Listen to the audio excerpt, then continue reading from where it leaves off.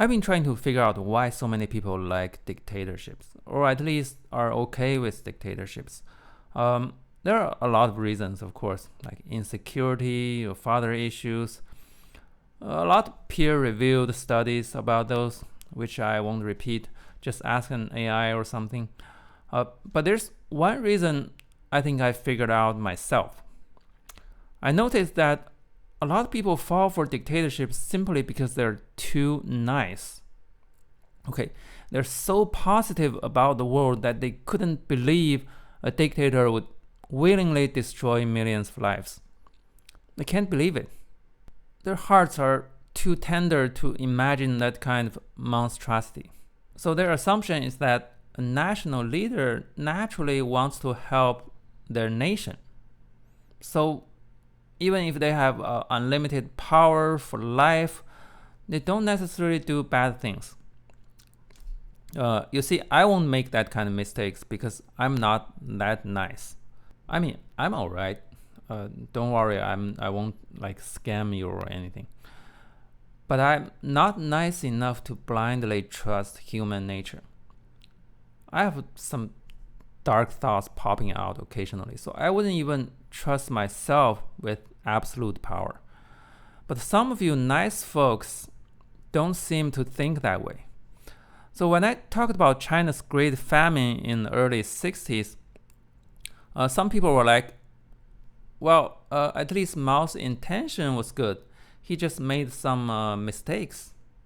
How could you possibly know what his intention was? Like, have you talked to the dude? Even if you have some special mind reading skills, like Charlie in Poker Face, I don't think you can read the mind of someone who died like 50 years ago. He had some footages, sure, but very few audio recordings. And when he did talk, he had this really strong accent that even a lot of Chinese couldn't understand. So how are you gonna read his mind? Tell me. I think some of you make those nice assumptions because you are projecting your own kindness. Okay, you probably wouldn't want mass casualties on your conscience.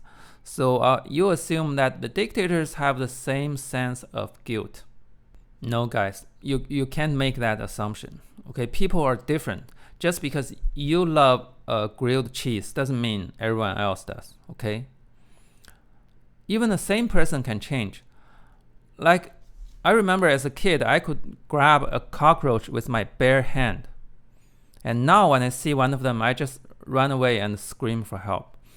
So the human mind can be all over the place. There are all kinds of personalities. You can't just make assumptions about other people's behavior based on what you would do.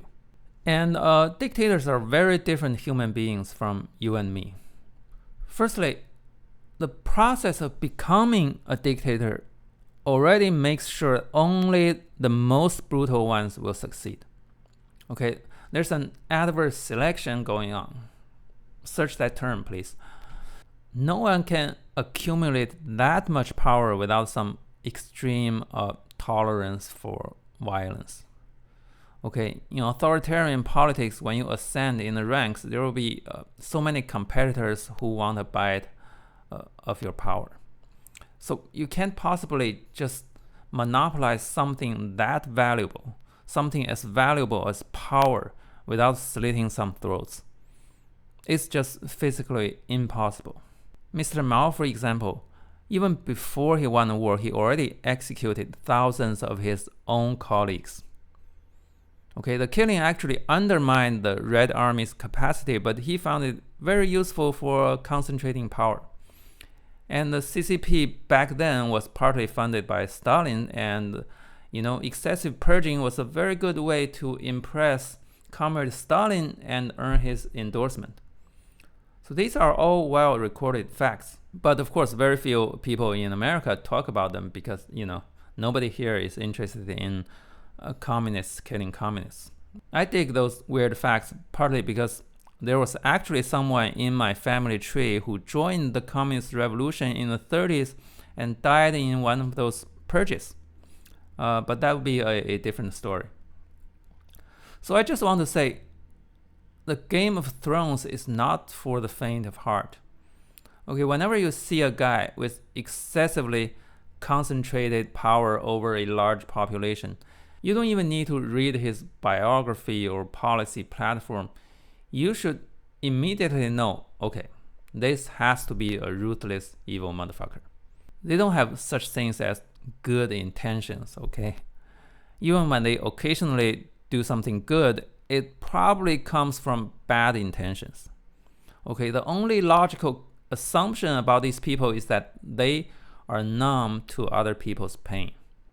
That's their superpower. That's how they won the Game of Thrones in a dictatorship. They were built differently from you and me. They're not constrained by lame shit like empathy. Oh, by the way, remember Elon Musk told Joe Rogan the other day that the fundamental weakness of Western civilization is empathy. See, that's your dictator material right there. That's why he was so eager to get into politics and then immediately resorted to the authoritarian playbook. I can tell you it's not from good intentions, okay? How can you have good intentions without empathy? It's like an oxymoron, okay?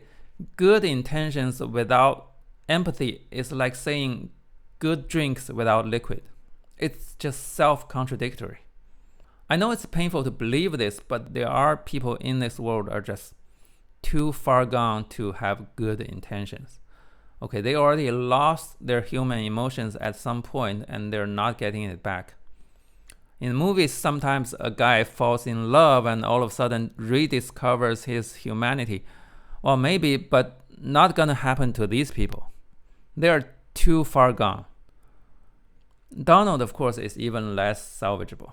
Everything he did to reach today's status was through hurting people.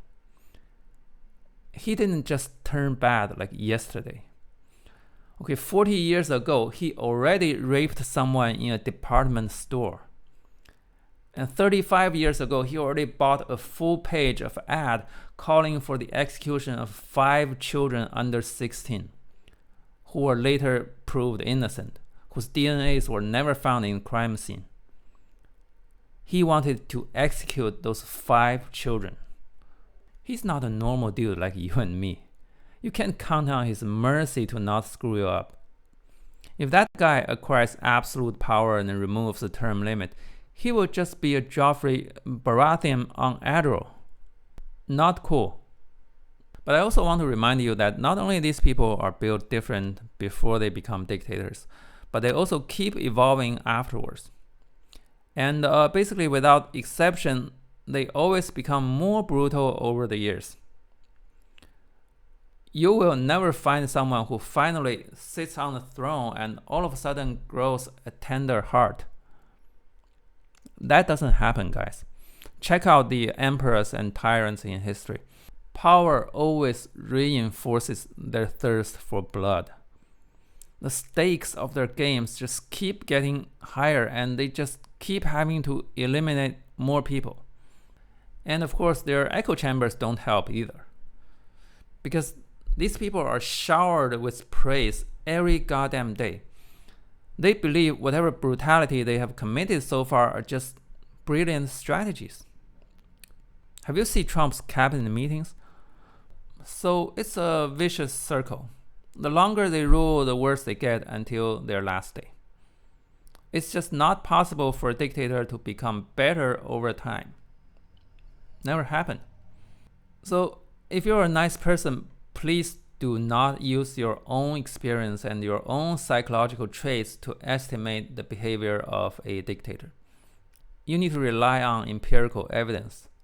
Okay, study them like you study a different species. Like if you see a wild dog, you can't assume its behavior based on yours. I don't want to bite them, so they probably don't want to bite me either. That's very unscientific. Dictators are actually scarier than wild animals. Because firstly, wild animals are probably not sadistic. They may hurt you for a reason, but not for fun. And secondly, wild animals fear consequences. and dictators don't. They became dictators exactly to avoid accountability. I know most of you are kind people, and I'm grateful for that.